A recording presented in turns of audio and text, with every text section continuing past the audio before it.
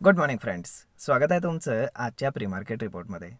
तर मग चला सुरुवात करूयात आजच्या या प्री मार्केट रिपोर्टला आणि जाणून घेऊयात की आज आपल्या स्टॉक मार्केटमध्ये काय होऊ शकतं ते. त्याआधी तुम्ही जर चॅनलवर नवीन असाल तर चॅनलला सबस्क्राईब करायला विसरू नका.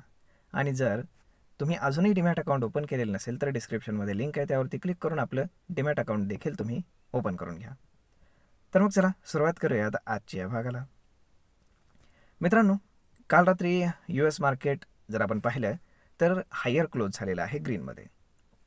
त्यानंतर तिथले फ्युचर जे आहेत ते आता थोडेसे लोअर ट्रेड करत आहेत. परंतु तिथलं मार्केट हायर क्लोज होण्यामागे कारण आहे ते म्हणजे ट्रम्प. कारण ट्रम्प आता चांगली विधानं करायला लागलेले आहेत. ते सांगतायत की खूप सारे देश आमच्यासोबत निगोशिएशन्स करतायत, त्यानंतर आम्ही ट्रेड डील साईन करतोय वेगवेगळ्या देशांसोबत. परंतु आपण जर पाहिलं तर बाकीचे कुठलेच देश असं म्हणत नाही आहेत की आम्ही US सोबत ट्रेड डील करतोय. इवन चायनासुद्धा नाही. परंतु ट्रम्पवरती किती विश्वास ठेवायचा हे आता ज्याचं त्याने ठरवायला हवं. परंतु भारतासोबत मात्र त्यांनी ट्रेड डील करण्यासाठी, म्हणजे पहिलाच देश असा आहे भारत की जो त्यांच्यासोबत ट्रेड डील करण्यासाठी ॲक्टिव्हली निगोशिएट करतोय आणि त्या ट्रेड डील आता साईन होत आहेत. त्यामुळे ही गोष्ट आपल्यासाठी सुद्धा खूप चांगली आपण म्हणू शकतो. जर आता आपण बाकीचे एशियन मार्केट जर पाहिले तर ऑलमोस्ट मिक्स आहेत, काही अप काही डाऊन. त्यामुळे ओके आहे, काही अडचण नाही. जर आता आपण आपल्या मार्केटकडे आलो तर काल आपण पाहिलं असेल की मार्केटमध्ये मार्केट एका रेंजमध्ये राहिलेलं आहे.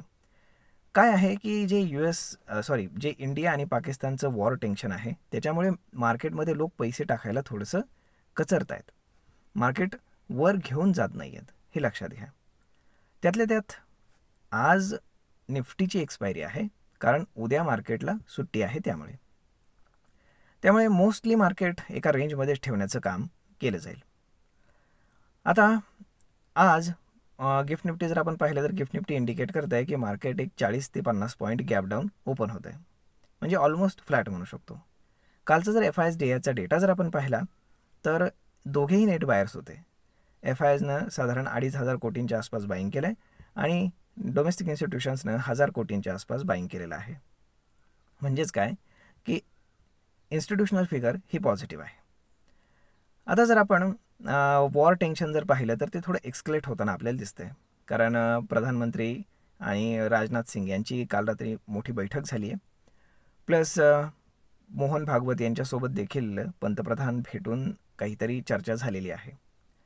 मे बी काही ना काहीतरी रिटॅलिएशन होईल, परंतु ते पाकसोबत होण्याची शक्यता खूप कमी आहे, कारण पाकिस्तान आम्ही असं काहीच केलेलं नाही आहे असं सांगतोय. मग एकतर ते डायरेक्टली त्यांच्यासोबत काहीतरी छोटं मोठं वॉर करण्यासाठी काही ना काहीतरी पुरावा पाहिजे, किंवा मग वेगळ्या पद्धतीनं अजून काही करतील का, कारण एवढे दिवस जर थांबलेत तर मे बी काहीतरी वेगळा प्लॅन असू शकतो.